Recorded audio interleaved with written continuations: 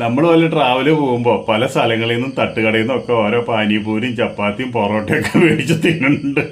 അത് അത് ഉണ്ടാക്കണ കണ്ടു കഴിഞ്ഞ് കഴിഞ്ഞാൽ എൻ്റെ പോന്നെ ഒന്ന് കാണാം നമുക്ക്.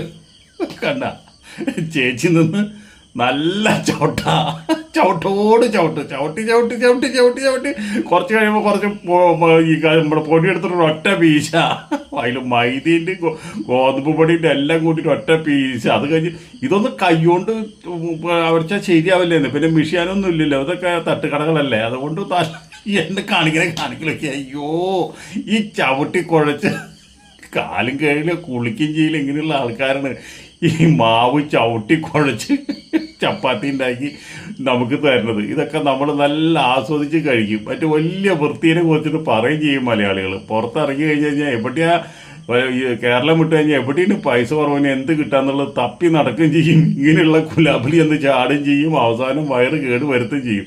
അതൊക്കെ മലയാളികളുടെ ഒരു ശീലമായിട്ട് മാറിയിരിക്കണം. എന്തായാലും ഇത് അടിപൊളിയായിട്ടില്ലേ? ഇനിയെങ്കിലും ചെല്ലുമ്പോൾ നിങ്ങൾ ഇങ്ങനെയുള്ള സ്ഥലങ്ങളിൽ പോയിട്ട് ഭക്ഷണം കഴിക്കാണ്ടിരിക്കുക. എന്താ പറയുക, എന്ത് ചവിട്ടി കൂട്ടലൊക്കെ കൂട്ടുന്നത്.